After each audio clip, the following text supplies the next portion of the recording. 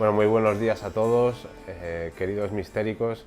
Estamos en un lugar emblemático, en la Piazzola, uno de los lugares de reunión del mundo vikingo aquí en Madrid, en los Bajos de Opañén, y tenemos a un invitado muy especial, Manuel Velasco, quizá uno de los grandes expertos en mundo vikingo, ya sea por sus aportaciones tanto de ficción como de no ficción acerca del mundo vikingo. Muy buenos días, Manuel. Buenos días.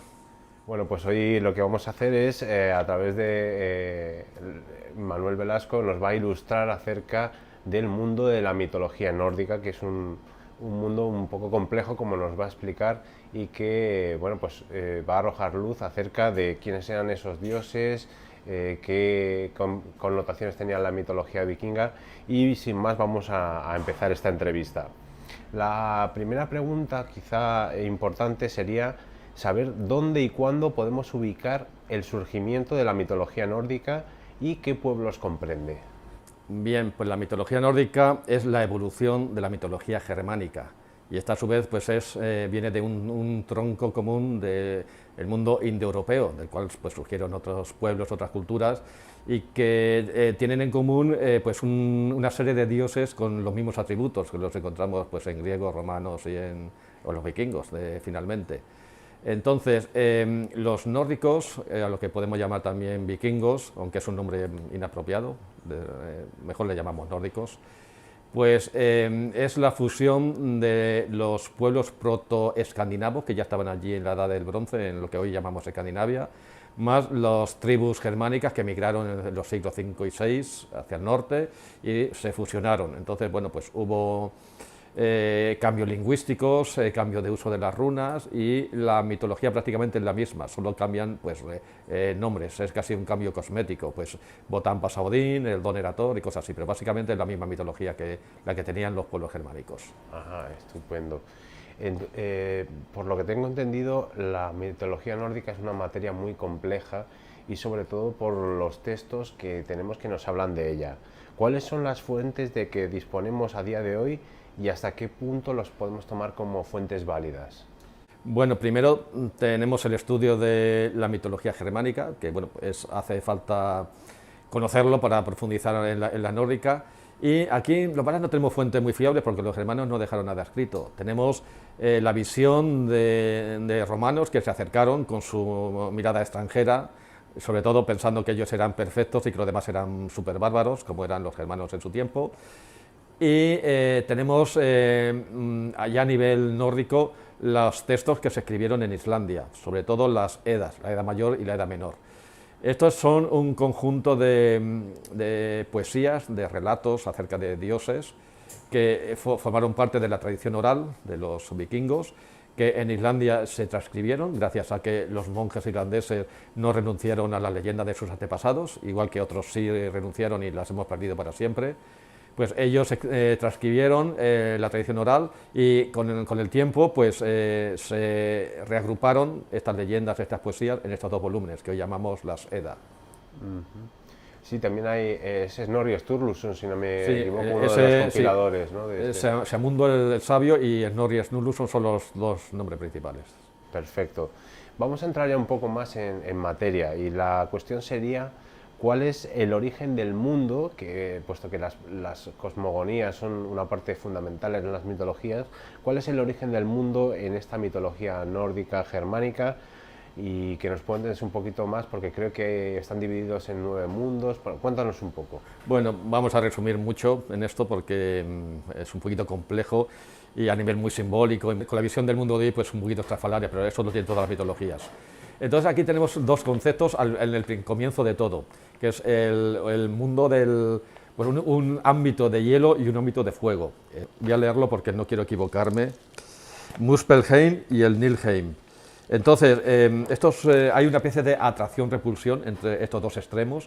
Estamos hablando de conceptos casi científicos. Posiblemente un científico aquí encontraría una materia de estudio. Entonces, de esta repulsión y atracción de hielo y fuego, que caen chispas por un lado y caen trozos de hielo por otro a un espacio que se llama el Ginnungagap. Con el tiempo, los eones, pues surge de allí la raza, es el primer gigante, Ymir. Con el tiempo y eones más, pues surgen los dioses. Los dioses acaban matando a este gigante y con sus restos forman el universo, tal como lo concibían los germanos, los vikingos. Entonces eran 9 mundos los que componían este universo, cada uno pues habitado por un tipo de seres. Entonces vamos a ver aquí una imagen sobreimpresa y vamos a ver que en el centro de todo está el Midgard, justamente la Tierra Media de los humanos, el mundo que conocemos. Después tenemos el Asgard, la tierra de los dioses, tenemos el Hel, la tierra de la muerte, que está, digamos, en lugares opuestos. Después tenemos la tierra de elfos, enanos y gigantes, o sea, Alheim, Svartalheim y Jotunheim. Y finalmente esos 2 mundos de hielo y fuego pues siguen en su sitio, así como 2 polos que hacen que las cosas se mantengan, la materia se mantenga. Creo que hay dos especies de tribus relativas a los dioses, que son los Vanes y los Ases. ¿Qué es esto en concreto, Manuel? Bueno, esta es una de las lagunas que hay en la mitología, de las muchas lagunas que hay. Yo no he llegado a comprender por qué existen 2 razas distintas de dioses. Bueno, pues están los Ases y los Vanir. Hay una guerra entre ellos, una guerra tremenda que dura, bueno, el mundo de los dioses pues supongo no tiene las limitaciones temporales que los humanos, entonces bueno, pues no se sabe exactamente cuánto puede durar. Entonces esta guerra se termina al modo de los pueblos antiguos, o sea, y con intercambio de rehenes. Entonces estos rehenes pues aseguran que se van a cumplir el pacto hecho, para el pacto de paz. Bueno, pues así a niveles muy genéricos podemos decir que los Vanes eran los dioses más de la naturaleza, más las fuerzas de la naturaleza, por el cambio de las estaciones, la fertilidad de los campos, de los animales, de las personas, y que los Ases tenían que ver más con la civilización de un pueblo campesino, o sea, las granjas, el comercio, las leyes, el gobierno, las guerras. Pero claro, ahí no hay una línea que diga pues aquí unos, aquí otros, porque hay otros, algunos dioses pues tienen propiedades intercambiables en los 2 bandos, y que es una forma muy genérica de dividirlos, pero no es definitiva. Ajá, interesante. Bueno, y vamos quizá a uno de los puntos más conocidos quizá de la mitología nórdica, y estamos hablando de los grandes dioses. ¿Cuáles son, a tu juicio, un poco los dioses principales de la mitología germánica y nórdica, y cuál es un poquito su historia, así a grandes rasgos? Bueno, pues son infinidad de dioses, no sé si alguien se ha puesto a contarlos alguna vez, porque luego también hay unos subdioses, unos seres sobrenaturales que pueden ser deidades o no, depende de la interpretación que le quiera dar cada uno. Entonces vamos a coger 3 para hacernos una idea de este panteón nórdico. Primero, Odín. Odín es el germánico Botán, que en los anglosajones llamaron Boden. De ese Boden llegó el Wednesday, la palabra miércoles, que era su día. Entonces es el dios principal. También se llamaba el padre de todos, el Alfader, padre de todos, porque la mayoría de los dioses nórdicos son hijos suyos, distintas hembras, tanto a veces incluso con gigantas tuvo hijos. Entonces este es un dios muy especial. Se le habla de que es el dios de la guerra, el dios tuerto que perdió un ojo buscando la sabiduría, pero vamos, hay otros conceptos que yo he resaltado en una de mis novelas, que es como un dios chamánico. Entonces tiene propiedades que se atribuyen a los grandes chamanes, cambia de forma, visita los 9 mundos, se comunica con animales. O sea, aquí tiene 2 cuervos que le informan de lo que pasa por ahí. Su nombre también significaba furia en los 3 idiomas que hemos visto, el sajón, el germánico y el vikingo. Entonces esta palabra también se puede intercambiar por éxtasis. Representa el éxtasis del guerrero. Este momento en que un guerrero ahí en pleno combate pues desaparece todo su entorno, el fragor de la batalla se atenúa y está él solo con el otro enemigo que está enfrente. El tiempo como que se ralentiza y es su tiempo, su espacio, y no hay más que eso. Él es su enemigo, y el Odín, que está más o menos presente en espíritu y que participa de esa energía del combate, seguramente también absorbe y se alimenta de esa energía. También es el éxtasis del poeta cuando está inspirando y está inspirado y compone sus más gloriosas obras. También es el éxtasis del brujo o chamán cuando se libera de su cuerpo y entonces viaja espiritualmente a otros sitios, se comunica con los antepasados, con los espíritus de la tribu, o puede sanar a alguien pues viendo los demonios que le causan la enfermedad y expulsándolos de su cuerpo. Después vamos a ver a su hijo, a Thor, el famoso Thor, posiblemente más popular tanto entonces como ahora. Su amuleto era el más usado, el que más ejemplares se han encontrado y más variedad. El que más topónimos tenía y sigue teniendo. Es el dios del trueno, o sea, es un dios atmosférico. Eso sería una cualidad de los vanes, pero bueno, él es un as. Es el dios favorito de los campesinos, de los comerciantes, de los artesanos.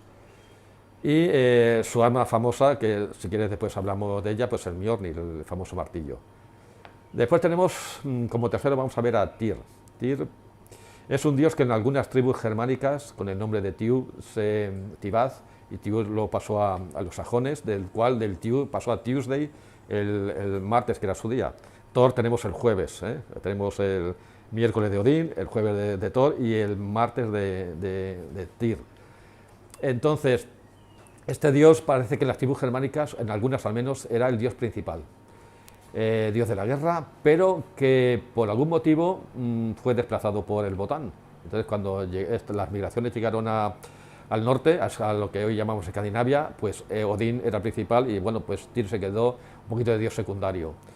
Este dios está relacionado con una leyenda muy famosa y muy importante, con el lobo gigante Fenrir, un lobo gigante peligroso al que no se podía matar. Entonces, los dioses deciden pues encadenarlo en algún lugar para que no sea un peligro.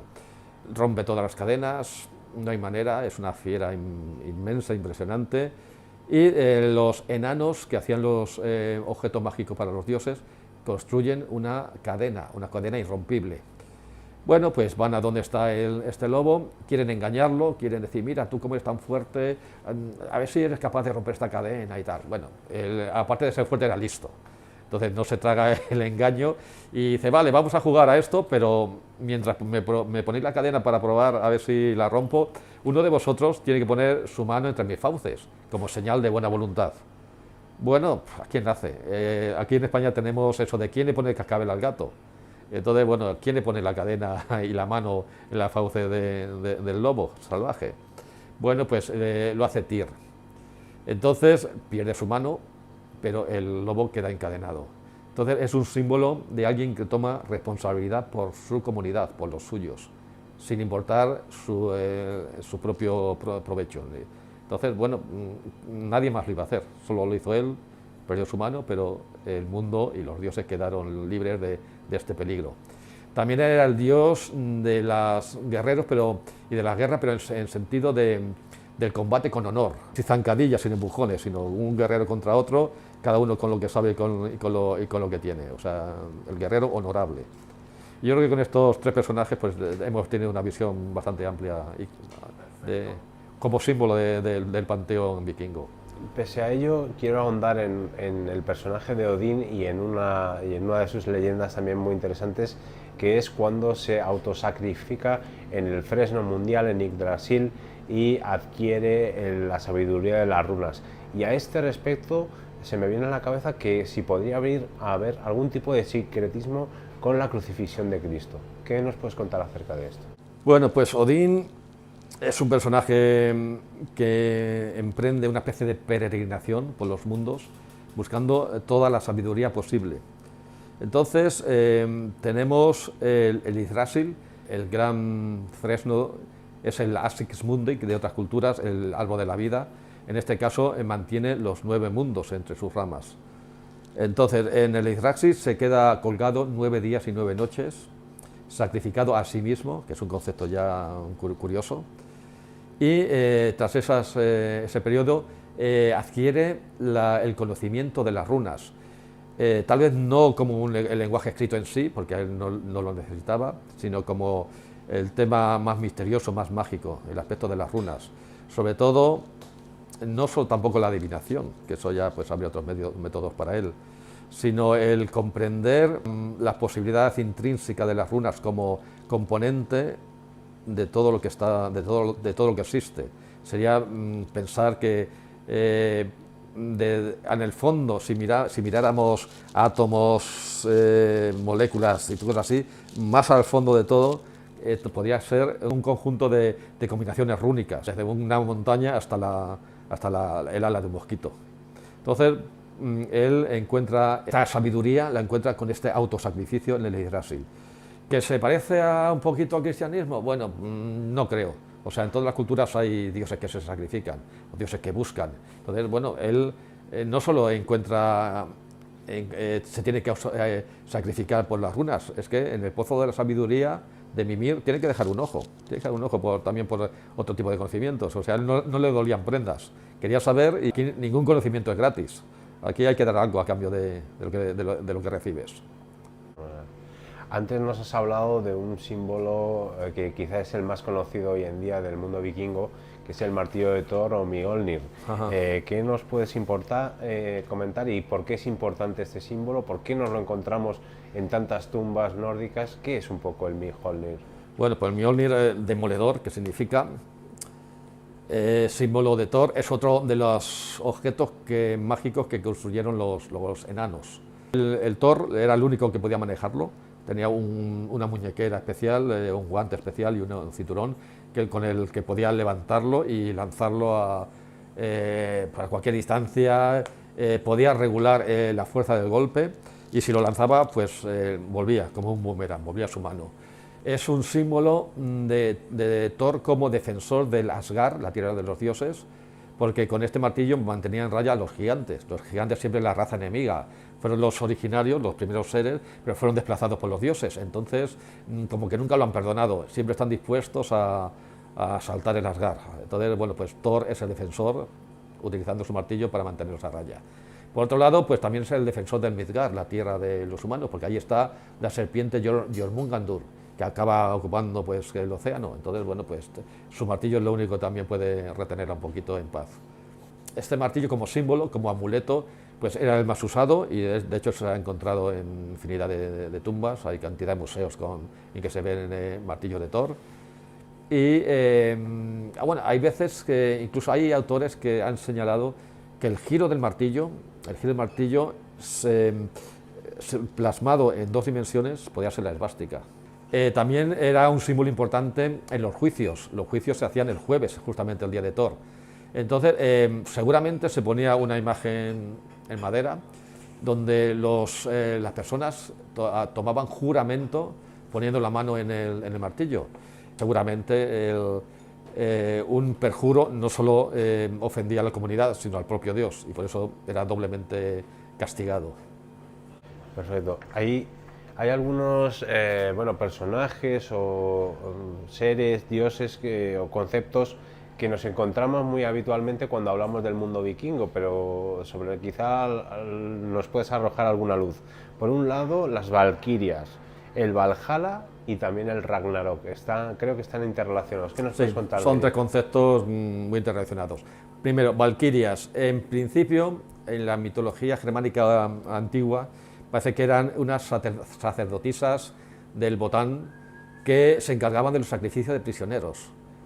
Luego ya subieron de categoría, ya eran hijas de Odín en el mundo nórdico y eran las que eligen a los muertos, a los caídos en combate.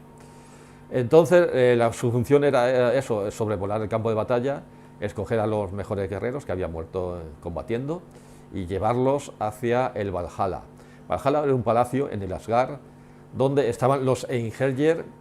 Einherjar es singular, Einherjar plural, que eran los guerreros de todos los tiempos, elegidos por las valquirias, que pasaban allí el tiempo entrenándose todos los días y cenando luego con Odín por las noches, con el fin de estar preparados para combatir en el Ragnarok. El Ragnarok, la batalla del fin de los tiempos, cuando ya por fin los gigantes asaltan el Asgard y se produce la batalla. Entonces estos Einherjar serían los representantes humanos que participan en esta batalla, dioses contra gigantes básicamente, que acaba todo en fuego y supone el fin de los tiempos, el fin de un ciclo cósmico, porque todos los mundos se incendiarán, pero ahí permanecerá fijo y estable el Axis Mundi, el Yggdrasil, Entonces, de este Yggdrasil saldrán los nuevos seres que habitarán el nuevo ciclo cósmico. O sea, no es un fin definitivo, es el fin de uno, pero que lleva ya la semilla del comienzo del siguiente. Ah, qué interesante. Bueno, pues Manuel, ¿algún otro concepto, personaje o dios que quieras mencionar respecto a la mitología nórdica que nos hayamos dejado de lado? ¿Alguna cosa como cierre de esta entrevista? Bueno, si acaso resaltar a otro dios importante, el Balder, hijo también de Odín, que fue un dios asesinado, el único dios asesinado, y tuvo que ir al Hel, al reino de la muerte, donde quisieron rescatarlo. De hecho, no pudieron rescatarlo ni los propios dioses, porque ellos mismos habían hecho el Hel, habían puesto ahí a Hela como reina de la muerte, y la Hela dijo: las normas las habéis puesto vosotros, sois los primeros que tenéis que respetarlas, y no dejó salir a Balder. Solo eso. Perfecto, pues muchísimas gracias, Manuel, una entrevista muy interesante que saldrá en Mistérica 11 en nuestro especial de número de vikingos. Muchísimas gracias, Manuel. Vale, a vosotros.